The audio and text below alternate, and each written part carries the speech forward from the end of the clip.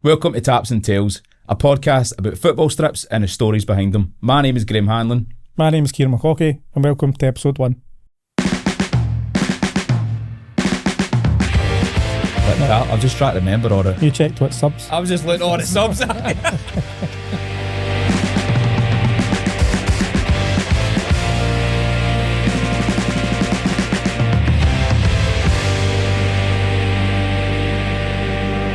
So Graham, as it's episode 1, best place to start is a bit of background as to why it's Tops and Tails and what does it mean to you? Well, basically, you go somewhere where it's, you go to the pub, you go on holiday, even to the football, a festival, you see somebody with, with a retro tap on, with a strip on, it's a talking point. It's a memory, it's nostalgia. So the whole idea of the podcast is we got started because of our mutual love of initially Italian retro taps, yep. And we thought it'd be a good idea to sit and video the conversations. It's basically instead of sitting in a pub, yeah. it's a lot better for your liver. Yeah, that's true. In your wallet, doing it in this setting maybe rather than sitting in the boozers and 4 pints of Guinness in. Aye, that's true. And it brings people into conversation because everybody's got a story about a certain shirt or a certain match that they remember that a shirt reminds them of. So like you said, it's a kind of like football being a universal language. I think the strips all tell their own stories in different ways. Aye, and it is. I mean, it's just an instant nostalgia. Yeah. If you look at a tap, like you say, it's off camera. You see something, you go, that was the first game I went to with my dad, my brother, or my pal, or whatever. Or you remember a certain player. You always see these things and people put up a strip and it's like, what player does this remind you? Yeah. And I love seeing all the different answers that come up. Yeah. What that. Everybody's got a different memory of it. Aye, that strip. Yeah. Some might be good and some might be infamous or famous. Aye, definitely. I think as well, depends what position you played as a kid. You had a preference for a certain player or a certain position and things like that. But like you said as well, it's became more a fashion thing as well now, and it's a culture statement as well. Aye. With the strips, they kind of mean different things with the whole Man City and all that kind of thing. Oasis, there is a cultural element for it and a fashion. You see the price of them? Aye, mental. They're only going to get more expensive with the gigs coming up as well. So. I know. And it's not that. I'm just thinking there, just when you say about what position you played as a kid and what now thinking back to what tap, I'm just trying to remember all the... You checked what subs? I was just looking at all the subs. That's a nice sub jacket. That's a nice bench coat, Cyril. Oh, brilliant, man. But aye, so we're going to kick off with some of the strips that we're going to talk about today. I think so. I think we've picked a couple of belters to start, a couple of personal favourites. Obviously, easy to see the heritage of both of them. Aye. And why we've kind of started the podcast. These are kind of two of the guys that have made us passionate about football shirts. So if you want to start, take it away with the maestro. Aye, the maestro. Right, actually, I was looking at the nicknames. The maestro, the architect. Okay. Personal favourite of mine. The metronome. Right. That's quite a good one. It's no easy to fit into a chant, that one, is it? No. It's too many syllables to clap to. Alright, so obviously, as you can see here, mine's is Andrea Pirlo. I absolutely love the guy, and I think he's probably one of the best centre mids that the game's produced. And a lot of people might go, fuck off, Graham. But I genuinely do believe that he's up there for his time period. Yeah, what he played in. I know there was lots of other guys that maybe had a lot more flair, or step overs. But I think the difference with him is he technically, you could say, invented a position for that deep line playmaker, because nobody really played that. It was always a defensive type player in that era, wasn't it? So, we went to. You talked about the career. It was started with Brescia, and then he signed for Inter. Was he more an offensive player? He was a number 10. He was always hanged as a 10, but it was when he went back to Brescia on loan. So that's when he played with Baggio. Yep. Baggio's your 10. Yeah. All day long. I was going to say there's no kicking him out of 10. No. Baggio's your 10, and it was Mazzoni was the manager of Brescia, and he basically took him and put him in what we would call, I wouldn't call it anyway, people call now the CDM. Makaleli role. The CDM, or your number 6, or your sitting midfielder, and it was him that put him into that position. Okay. And, you know, after the season on loan, he went back to Inter, and AC came in and bought him.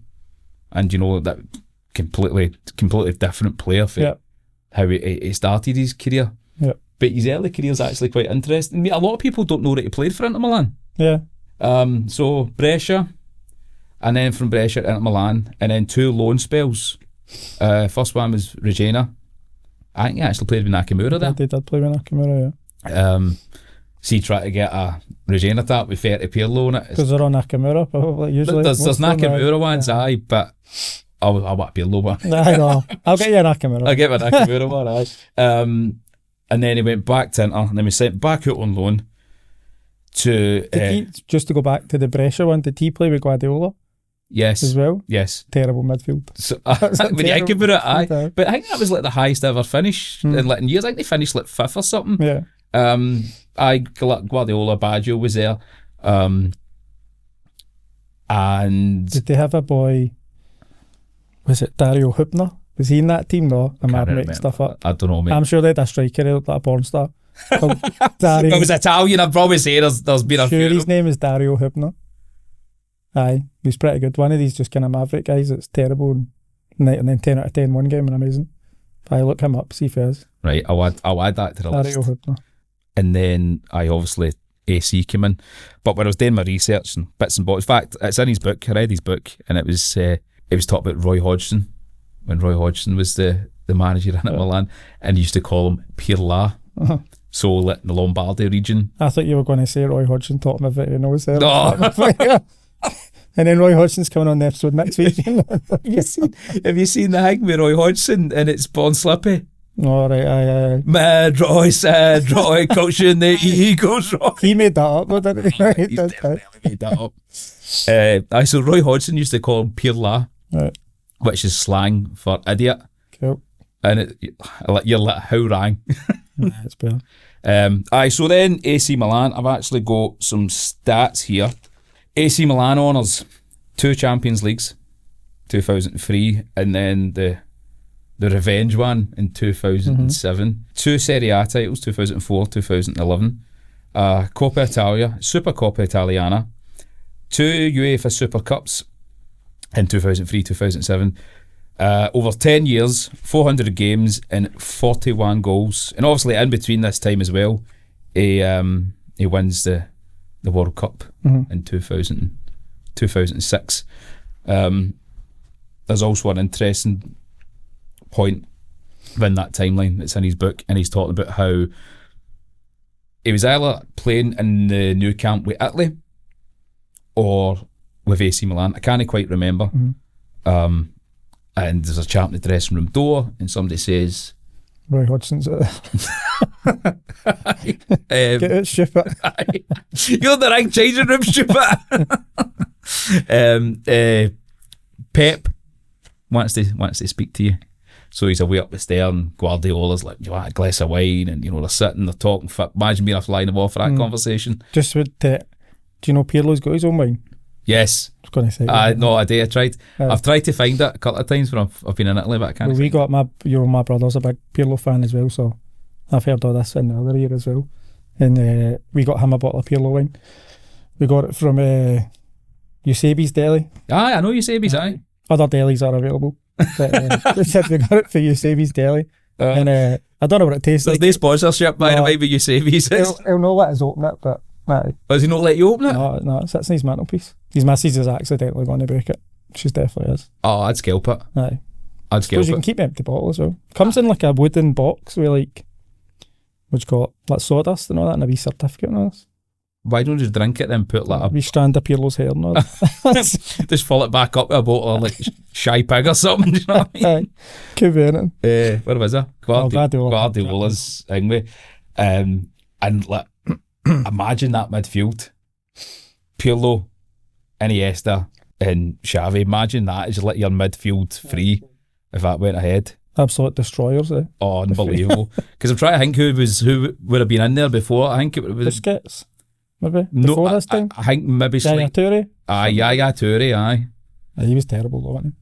He was bad. He was that kind of player that would be good in that team, wasn't he? Mm-hmm. But I always say the same about my brother. He always says he got better as he got older as well. Because he didn't really tail off after he left Milan. You would think, like, that's the pinnacle, Champions League, the team he played in. But then, what did he go to Juventus after that? Well, it was 32. This is the thing, all. Like, he's after all that time, he's 32, and because everybody thought his career had finished. Well, AC Milan have went like that. We're not going to give you a new contract because you're too old. Yeah, you're like 32. Especially the way he played. Well, in Italy, I know there seems to be kind of historically a lot of players played longer there. You know. Well, you look at him, Maldini, Baresi. That's just ones off the top. There's guys, Buffon. Yeah. Obviously, they're maybe slightly before Pirlo, and then played slightly after. Yeah. But there is a history of guys playing longer, and I think at 32 or not, to turn round after you've done all the things that you've done, and they go, "You're too old." Aye. I slap in the face. I slap in the You're face. going to want to go to a rival, aren't you? But I also think as well that I'd love to know who made that decision, because to me that's insane. Juventus was the next port of call, 2011, and again, so the rap sheet, 4 consecutive Serie A titles from 2012 to 2015. So you're told you're too old, right? You go to one of the rivals and you win the league. You know, the next 4 year on the bounce. 2 Supercoppa Italiana, 1 Coppa Italiana, Serie A Footballer of the Year, 3 year on the bounce. Lost out in the Champions League final to Barca, 2015. And I think, again, in his book, he says that would have been even sweeter. He really, really wanted to win that one. Yeah. You know, because he says if he'd won that one, he would have wrapped it. Playing against that team, is that what it means? Against that team, aye. And then obviously in 2015, he leaves Italy and he goes to the MLS. I think it was for 1 season, maybe 2 a push. And goes to obviously to New York. But I think if I think of Pirlo, I think him in a Juve shirt. Yep. And I'd probably say, I'd look at him more in a Juve shirt than what I would an AC Milan shirt. I remember the Istanbul final with AC Milan. Yep. I remember he missed one of the penalties. So even at that point, like, I wasn't like pure. And I watched a lot. In love with him like that. I was. You know, like this. That's way you're in love with him. I wasn't at that point, you know, and it was maybe like the year or 2 after, and it was like completely different. Do you think it was because in that Milan team there was so many top players that he wasn't a standout, whereas in Juve he was kind of like, he was the one they looked at to build the play, because he was kind of looked after that Juve team, whereas that Milan team had like Seedorf and Kaká, and they were Shevchenko, and like, they were he was the star. They were the you know, the marquee, and all that kind of stuff. I also think it was maybe my understanding of football, you know, changed and developed, because I remember one time watching him, and I can't remember what game it was, and I remember sitting with my dad, and he's like, he's brilliant, that wee guy.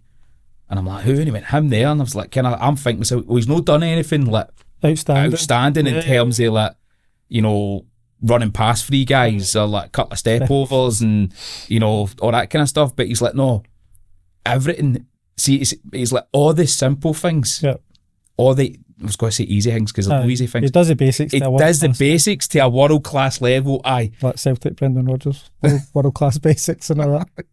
That's went down well. Yeah. And when you started watching, he's took a touch, right, and he plays a pass. He knows the pass. He's seen the pass. Yeah. You know, 3 touches before the ball's even came to him. Yeah. And you start looking, like everybody talks about now, you see all these things on reels, on social media, talk about scanning. Yeah. You know, top players and the level of scanning. But if you watch him and the way he's doing it, he's looking 3-4 times, running about him. And it's like, I don't know, man, like the Terminator. Yeah. Do you know, just... So see if he came into a Milan or Juventus team in football nowadays, do you think he would survive? In terms of athleticism? No, and I think it's a shame because players like that they're getting coached out the game because everything now is about running. Yeah. You know, it's about running, it's about numbers and about stats. I seen somebody put something up talk about Zidane, and it was like Zidane's numbers are actually really poor, and you guys feel like guys like all the football for 1990s, early 2000s are going about how great a football player is, and you're like, are you on glue? I'm going to put that out. I thought Zidane was overrated. I thought he was. I thought he had a couple of good spells in big games. Brendan, can we hit cut there? But he had moments in football. But see, Juventus, that team he was in Juventus, he went under the radar for seasons. Aye, but that's not to say he didn't become a good player. Amazing player. Don't get me wrong. Again, I think Zidane's best years were for his latter years. His latter years at Real Madrid and with France. Yeah. But he sit there and say like somebody's stats are poor and that means they're a bad player, and you're like, yeah, it's almost like football's changed because back to like the kind of strips and nostalgia, you looked at football for a pure entertainment purposes, but nowadays people, when they're doing player profiles or people are buying people in transfers, they're looking for stats first, and then it's the how do they play, how do they look. It's like, what do they call it, the eye test. It's stats first, then it's the eye test. Whereas before, like in the 90s, it was always how did they look, how did they kick the ball, how did they run with the ball. Like it's the feeling they give you. It's not the stats, how many goals they've scored, all that kind of stuff. It's the entertainment value. It's one and all. I think people says Pep Guardiola's absolutely knackered it. So he has. I think football's become the same almost. It's quite similar. Everybody started setting up Tyler play like Pep Guardiola's team. Yeah. It's like NBA. Maybe without the entertainment actually. I don't half-time entertainment's good. There's lots of football now that I don't like watching. You know, like the last game I watched that I thought was like the Shackles were coming. It was actually Barcelona Inter. Yeah. That was a really good game. Obviously lots of goals and things, but it's like the two teams were just going for it. And it was like the kind of Shackles were off. Yeah. You know, rather than everything being like premeditated. Everything's I mean, you look at even how teams train. Yeah. Everything's let's do this drill 10 times there, but it's got to be a certain amount of passes to get you from A to B. You know, don't run with the ball. Yeah. Imagine Maradona's goal against England, right? Imagine if the ball goes to Maradona in training and, you know, he does that wee pirouette and stuff. Whoa. Diego, what you doing, son? They'd have high pressed them properly when they got the turn in. He did, Diego, mate. This is possession-based football. You've got to do this, pass that, when you've got to run after the ball. Do you know what I mean? Right. We've coached these players out the game. Aye. I think a lot of people say football's an art, but I think the art is kind of going out of it as the season's going. I mean, that's one of my notes in here. Like, what to me when I see Pirlo, so I see that wee bit of genius. So it does the simple things well. Like, you expect him to take a touch and turn one way, he won't. He's gone the other way. But it'll make you think he's going that way first. It's called a dummy. But it's like you watch these wee things, and to me, it's a certain level of intelligence and understanding, a movement, and you know, using somebody's momentum and all that kind of stuff. But if I was to think of words that would define Pirlo, it would be, you know, like the kind of intelligence, like an artist, you know, like all these kind of things. Who's doing that? Yeah. In the modern game. True. I know this isn't it. Isn't it relating back to football? No, that's true. So talk to us about that kit then. What is the kit? What does it mean to you? So this is 2006 World Cup Italy winning shirt, and obviously, if we can see there, it's hand signed by the man himself, by Andrea, courtesy. That's what I told you. That's just me. Oh, right. You're like that. You traced it well, to be fair. That's not bad. Do you want to tell the story about your man who's a bit of a chancer and getting it? So I've got a mate that runs a memorabilia company in Stirling, Ed's Memorabilia. Not sponsored either. But yeah, so Ed basically goes about and he goes to foreign countries, airports, car parks, men's toilets, and basically tries to get signatures off the sports people. he had a signing session set up with Pirlo maybe a few months ago in Italy. So yeah, so the deal is basically, for example, he'll agree to sign 500 names or 500 numbers for whatever amount. And this is all pre-agreed with the agent, pre-agreed with Pirlo. So I think Ed took them over. He says you always add a wee bit more on just to get your money's worth. And he said Pirlo started signing, and I think he was counting in Italian, and they'd agreed 500, and Pirlo starts going 1, 2, 3, 4. And I think Ed's arse collapsed because he knew quickly he was going to get to 580, 581. So yeah, he was originally going to sign gold numbers, white numbers and black numbers, but he only had enough signatures in Pirlo's wrist to do the gold numbers. So so we managed to get you a hand-signed Pirlo, which is going to obviously take pride of place in your collection. And we got the World Cup one because it's a kind of iconic one. Aye. For Italy as well. And the gold, obviously, no, the gold's... Aye. Gold's nice. It's a good name set, isn't it? It's a good name set. I do like it. Yeah. With the gold. Did you know say that he got to 500 and stopped? Stopped. Aye. And there was a wee bit of... Aye, there was a wee bit of... there was words. What would you say? Yeah.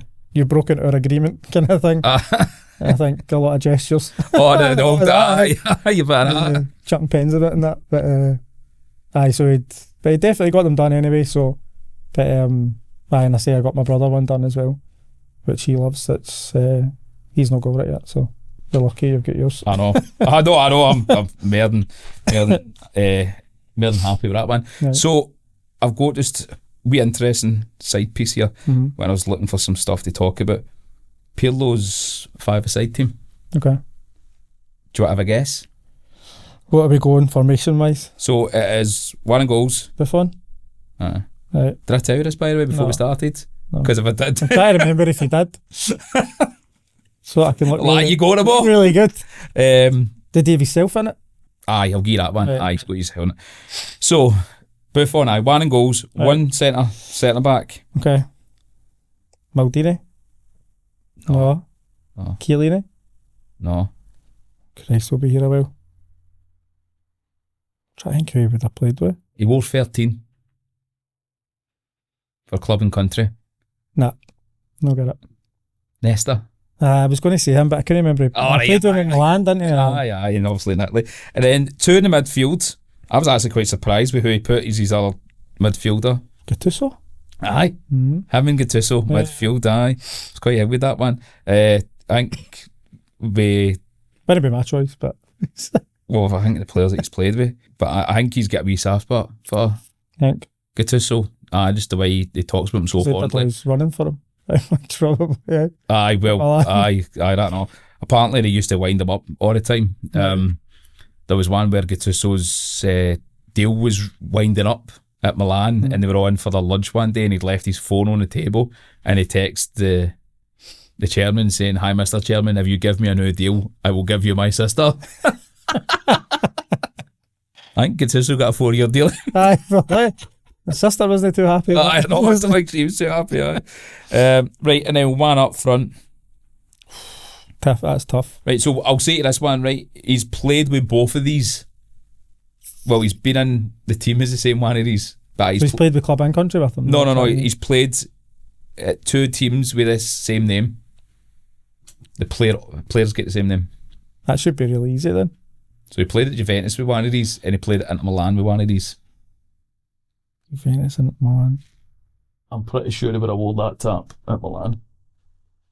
Ronaldo? Yep. Ronaldo. Not R7, I've got here in brackets. See, I would have said Totti, but aye. That's me being... Aye, yeah. Why did he? He played one for his country, so... do you know what I hate? I absolutely hate when people talk about the Ronaldos and they go, "Aye, Ronaldo, the fat one." Fat Ronaldo? You're like that. No, mate. Like he was always fat? Like, you're like, no. I know what you mean. What a player, man. Tell me about Papa Francesco. There's never been a finer introduction. So, as you'll know, I'm biased in terms of who the first shot I was going to bring. So, obviously, massive Celtic fan, but in terms of nostalgic football, Francesco Totti is my absolute hero. I've decided to bring in 14-15 shot. I think it's probably my favourite Totti shot. Again, like you said with Pirlo, it was because it's it was that kind of era. He was kind of coming to the end of the career, but wasn't playing as much as he was normally playing. Change of manager, I think it was Rudy Garcia was the manager in this season. But in terms of Totti, overall, obviously, Italian football legend. Again, like Pirlo, he kind of almost made a position in that number 10, but made it like a false 9. It was almost like a second striker playing in his own a lot of the time. When he first broke into the Roma team, obviously a teenager, massively thought of, but he played in a 2 most of the time. Played off the left as well. So, but I think it was easy to see, clear to see really early on that he was going to be a star in the team, star for the national team. He represented to me everything that I loved about football. So again, like you said about Pirlo, it was the natural ability, creativity, doing things a little bit differently, not running, which I loved. He wasn't a runner, so something I could model my game on. But just pure ability, and again, something that's been missing from football since people like that have retired. It's the natural ability that was really missing, and it's like you said, it's more athleticism and all that kind of stuff now. But this particular season as well was a good one because Roma played in the Champions League. Totti was kind of playing that false 9 in and out of the team. They played away to Man City when Man City were kind of just starting to kind of build the team. And before the game, Totti was playing in the starting lineup, and I remember watching it, and the pundits and everybody that was on it were like, I think Totti was 36 or 37 at the time, and they were like, how's this guy going to do this up front himself in the Etihad against like Company and all that kind of team. So but I think we got away with a 1 each, and Totti scored. He actually ran through, beat the offside trap 1-on-1. Might have been the boy Bravo that was the keeper at the time, and I don't know if you remember, it wasn't in that strip, it was the away strip. It was like a kind of dark brown, and he dinked it. Kind of like, it was like the kind of Crespo finish in the Liverpool final. He kind of just studied it into the ground and dinked the keeper and wheeled away as if almost as if he knew what people were saying about him in the studio.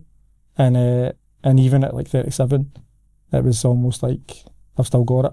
Like the natural ability doesn't leave. That's the thing. I think when you look at him, even in his final, who was the match? So what's the wee dude's name? He basically bombed about. Spalletti.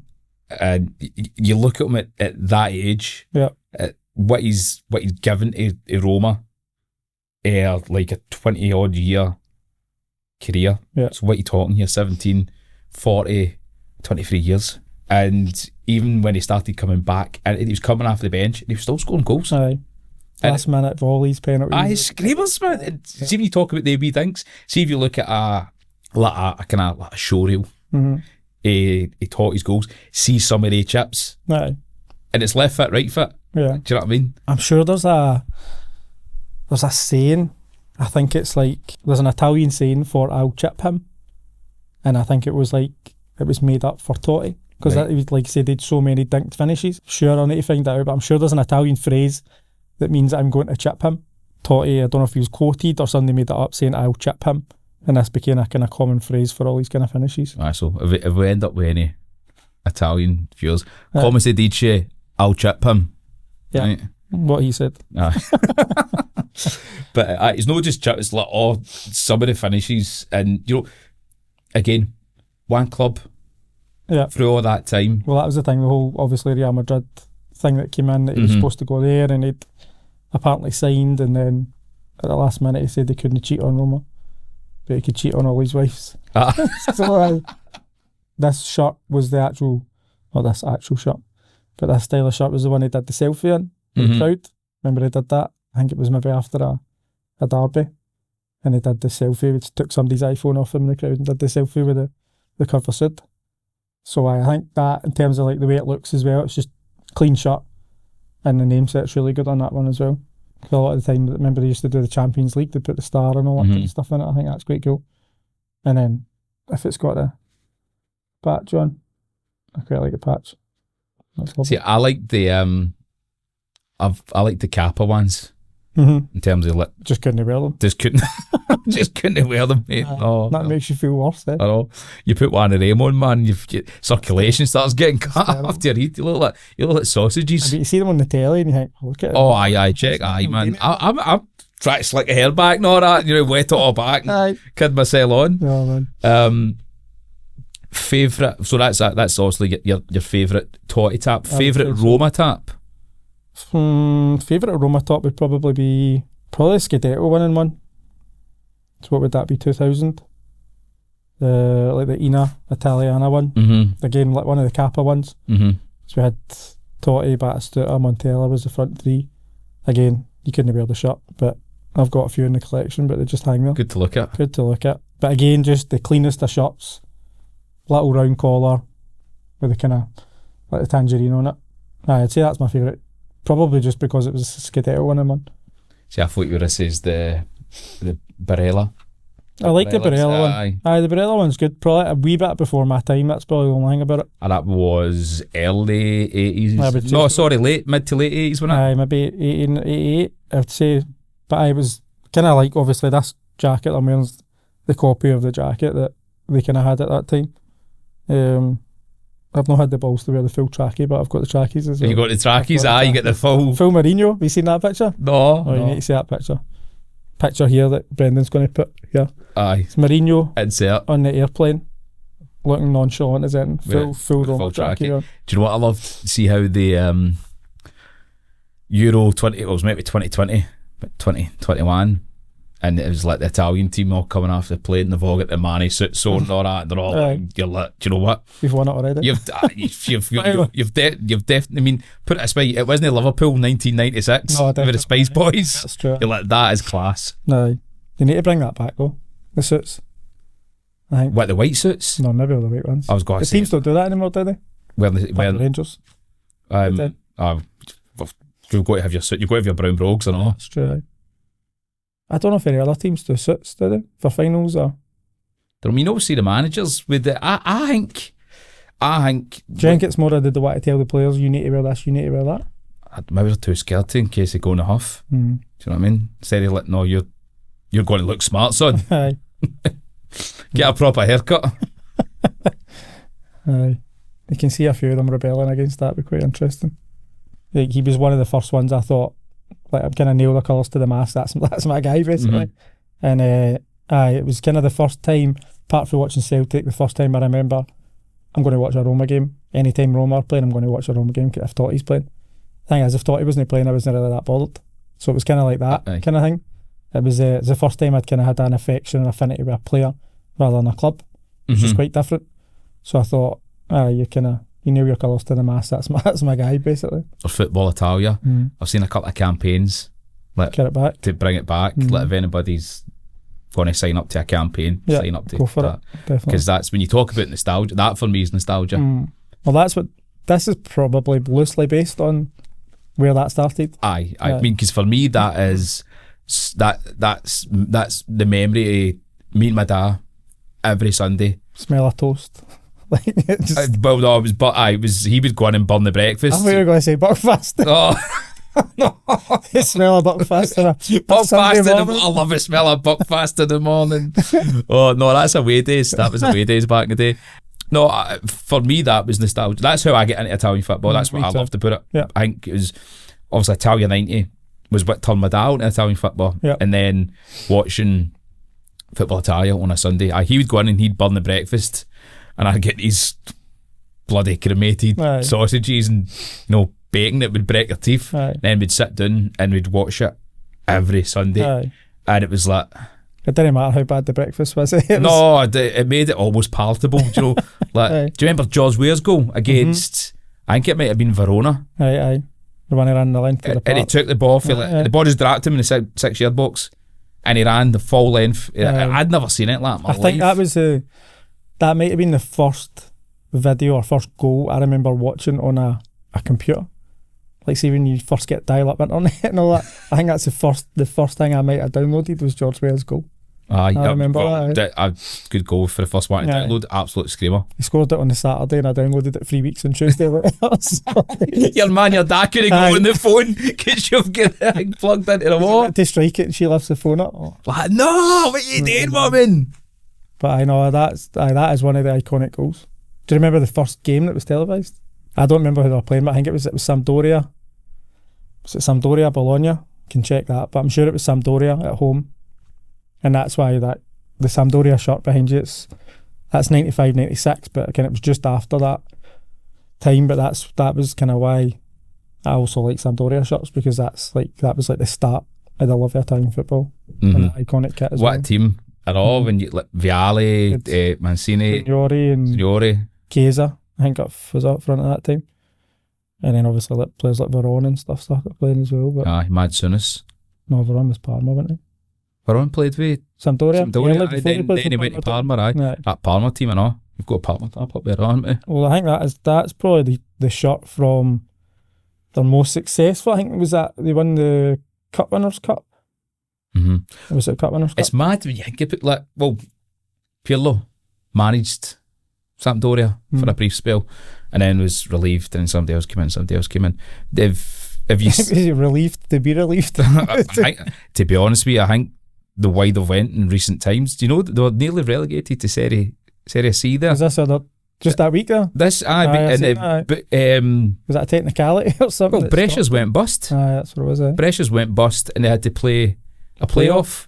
And it's all like, yes, now we've won the playoff, we're still in Serie B.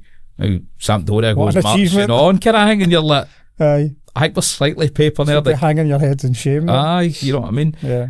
But that's definitely on the bucket list for next season. Yeah.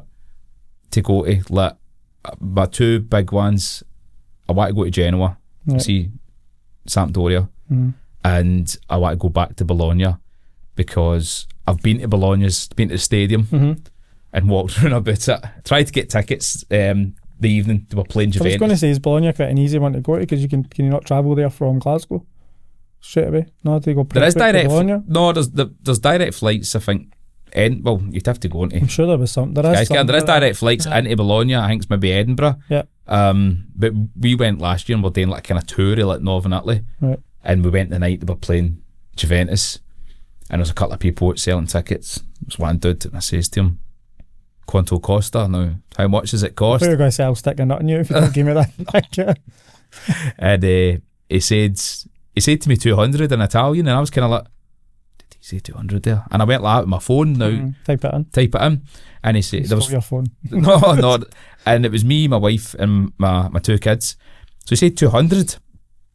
So I've just assumed it meant for four. I says to him, per quattro, for four. And he's like, no, for one.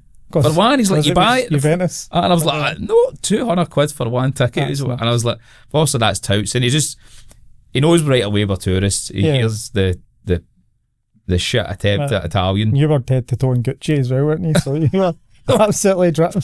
No chance. It's not that. See, before I came down, I had a different jacket on earlier on, and it was like we're going to talk about the Adidas, like the lounge originals and all that. The originals loungewear. I lounge in it. And I was looking at myself and I'm like, you literally look like you've been kicked for an Adidas outlet. You better go and change your tap, man. So Bologna and Genoa's on the hit list for... That's your bucket list ones? For next year. No, so definitely we can squeeze in one. It's the hardest thing about deciding what stops to take though. Aye. Well, you don't want to go to... like, you wouldn't go to Naples wearing a Juve tap. No, true.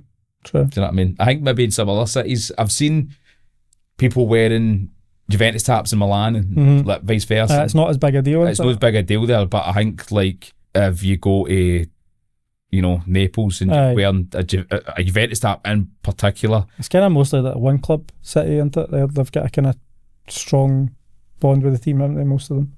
Aye, I mean, you go to the play like we went 2 years ago, and it was maybe 4 weeks after winning the third Scudetto, and the place was still all done up. And I says to somebody like, when does this come down? They're like, at Disney. That's me. This is all year round. So that's that. I would love to go to. I'd love to go to a game. Aye, my mum and dad, they went to Naples a few years ago. My dad retired, and my dad loves that kind of culture, like kind of a bit edgy, the Glasgow culture. And my mum had to leave the hotel room. She wouldn't have got it. No, she was terrified. But my dad he loved it because it was like Glasgow. I really did enjoy it when I was there. I mean, there's certain bits. It's because Pamela wanted to go to this Pizzeria di McCaughey or whatever it is. Now the one that was in some film that Julia Roberts was in, and it's the oldest pizzeria in Naples.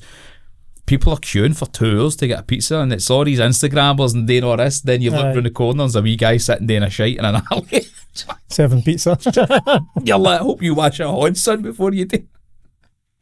Oh, man. But it's great. It's a great place, and they're all mad, absolutely mad for football, which is great and all. Because it's again, if you walk down the street with, maybe I had an old Napoli tap on, the one with the camouflage. Yeah. Through it. What's the that? Red, was it Tetty sponsor or something? Aye. And people are kind of looking, going, "Hey, Forza Napoli." Why is that guy not got the top on? I'll tell you another one about Naples as well, right?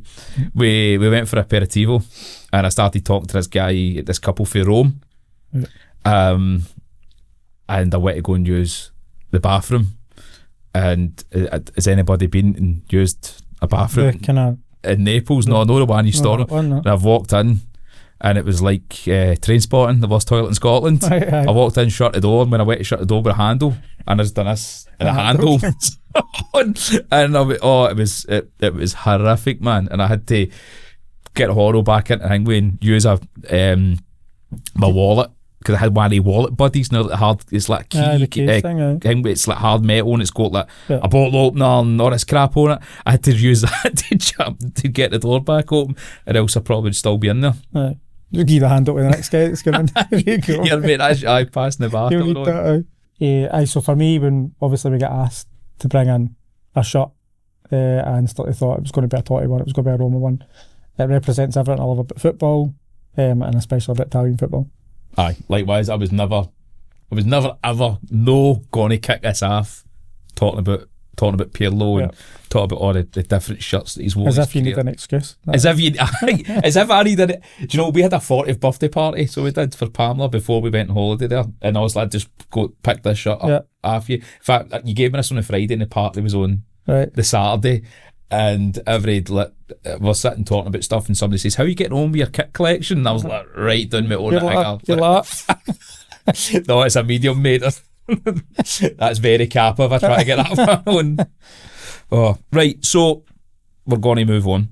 Sure. And the next segment is going to be random shirt. Okay. So we've both brought in a random shirt that we're going to have a couple of interesting facts about, or a story behind, or this whatever you think might be a cool You brought shirt. A vest in or something? No, I've no brought in a vest. Right, so some Rab seen thing or something. We've both brought in a shirt that we've no told each other what the shirt is. Right. To all have an interesting fact attached to it, or a story, or a memory, or whatever that may be relating to the shirt. And Brendan's... Is it going to be like I lost my virginity in this shirt or something like? No. Right, so... Swear I thought that was a Rangers shirt there. No. So 3 things, right? What have these 3 things got in common? Boca Juniors, Columbus, and Focaccia. What have they all got in common? Columbus. So I'm going to say... Is it something to do with the colours for Columbus? No? No, not quite. So all 3 were born in Genoa. Right, okay. I know you're thinking Boca Juniors is an Italian team. So Boca Juniors was actually founded by Italian immigrants.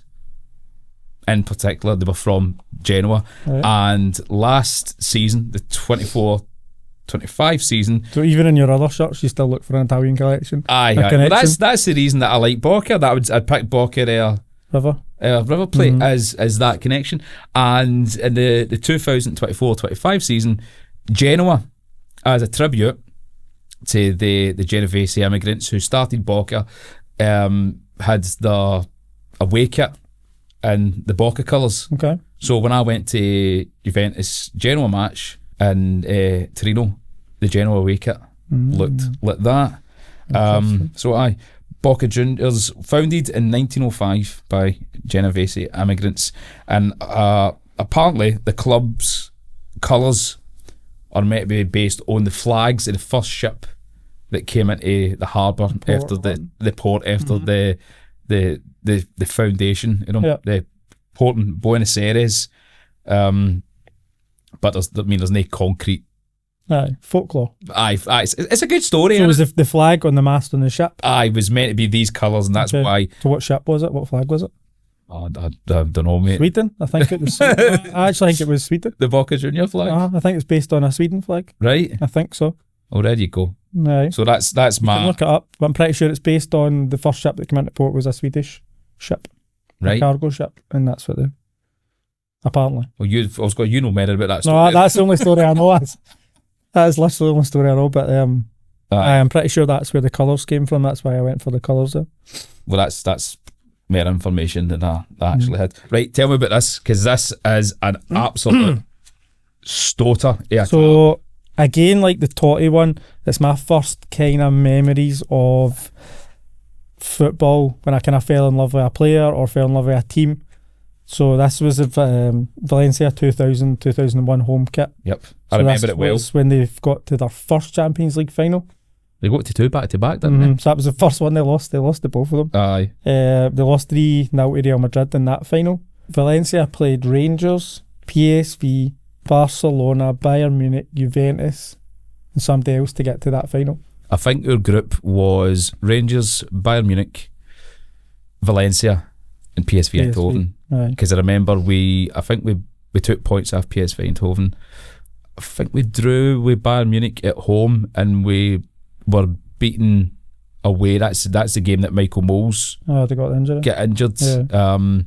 Valencia, I think, bet is home and away, because I remember that was they had like Maxi Lopez up front. The big boy Fry was the goalie with a big blonde. Aye. The mullet kind big blonde. Aye. Ayala played at the back. Yeah. I'm trying to think. For this team, Aye. So it was Canizares, the goalkeeper. Canizares, sorry, I'm getting. Aye, same hair, different goalie. Aye. They had Claudio Lopez, Angulo. What was it, Pellegrini and I'm trying to Carboni?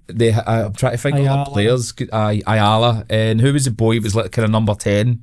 When we played them, they are sitting bottom of La Liga. They're bottom of the league, not having a great time yet. Yeah. And they absolutely bullied us off the park. Like, and this wee dude, Mendieta, was absolutely fantastic. I mean, you talk about kind of similar to Pirlo, wee bit. I think he was a lot more mobile. Aye. He was more box to box. Aye. Goal scoring and aye. But what a play. I mean, as soon as you've you talk about nostalgia, as soon as you've lifted that shirt out, right away I'm remembering that season. I remember the players that we had. Yeah. And that, so he would have been up against, in the midfield, he would have been up against guys like Ferguson, Van Bronckhorst, Claudio Reyna. So what's his Bjorklund would have been in that Valencia team? Yep, that's right. And then he went to Rangers. No, he was at Rangers. He was at Rangers first. Oh, was he? Did he go to Valencia? He was at Rangers first. Bjorklund played with Rangers through like the kind of latter stages in 9 in a row. Okay. I think he played 90. That's some move. The year we won, the year we won, 96, year we won 9 in a row. And I think he played under Smith. Right. When we were going for the 10. And then he left. I don't think he played under Advocate. I think he was away by that point. But that's a great shot for that, mate. So for that one, I think it's the first kind of time I remember supporting an underdog. So because Valencia were kind of like the Porto at that time. They had you supporting an underdog or just any team that's playing Rangers? Well, no. That's how the love affair started. But because they were like the smaller team playing against all these big teams coming through the Champions League. That was why I really liked Valencia. And to now they're my Spanish team.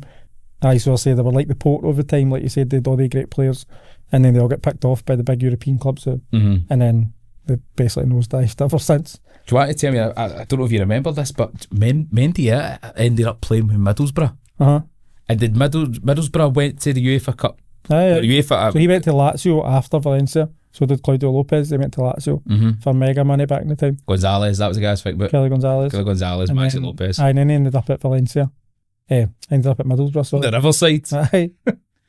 You think about the team they had, I don't know. Aye. Juninho, was it after that? That was after that, but they had like Zenden, Hasselbank. Oh, aye. All these guys. That's cool. Cool shot, mate. Question for you: the Nike template that they used in 2000 for that? Can you tell me any other teams that used that template? Any other teams that used that template? So it was one of the first times that Nike had done a template, if you know what I mean, and just changed the shirt.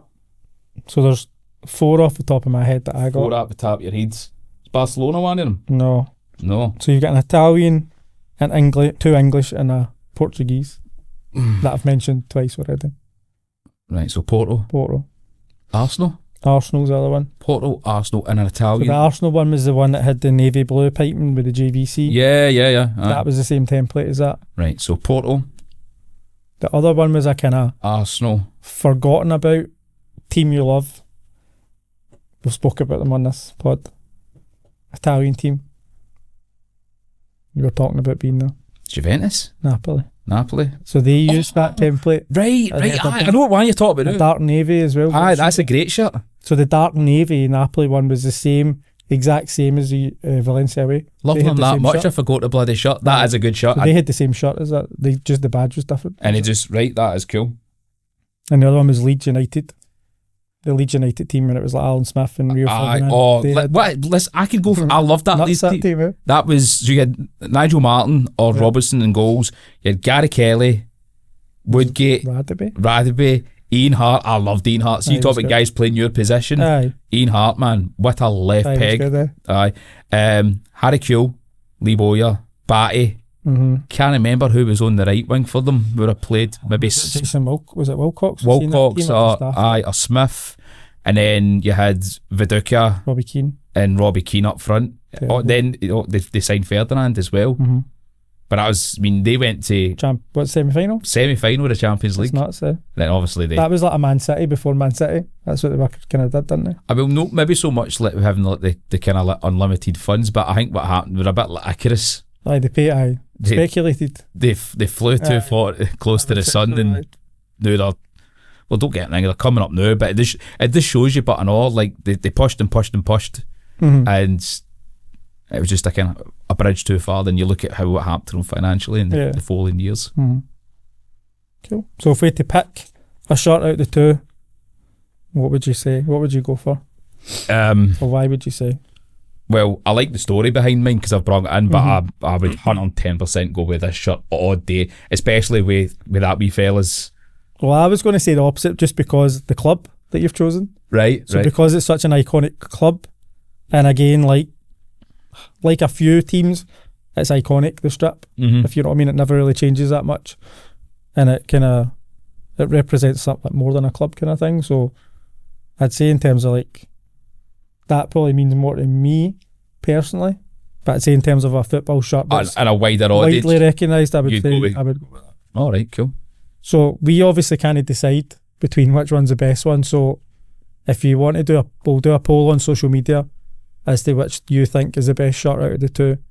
So it can be in terms of aesthetic, how it looks, the memories it's got for you. But yeah, let us know what you think. You can also, if you've got any stories or any interesting facts regarding these shirts, these teams or players connected, send them in to us, let us know. In fact, you know what, any stories in general, any pictures or kits that you've got, fire them in to us, and we'll talk about them, we'll read about them in the up and coming episodes. Gives us something to talk about as well, doesn't it? You're not just listening to our rambles or stories, which may or may not be true. Well, I think that might be pint time. Nice one. Aye. It's always pint time. It's always pint time. It's 5 o'clock somewhere. Did you enjoy it? I did. I mean, any chance to talk about football shirts, and particularly this guy as well, you don't even need to ask me twice. So I really enjoyed it. Look forward to the next one. Make sure you like and subscribe, just so you can keep up to date and follow us for the next episode. And again, just to go back, or if you've got any strips, any stories, anything you want to send in, get involved, man. Like we want to hear your stories, we want to hear your tales related to your favourite taps or memories, or it could be all football boots, football socks. Just don't send them in. Don't send. Don't send us in your old socks, man. No. For the love of God, don't do that, please. Right, big time. Cheers. I'll be doing a shot swap. Right, there you go, mate. There you go. Cheers. Thanks. Aye, might have washed it. Careful.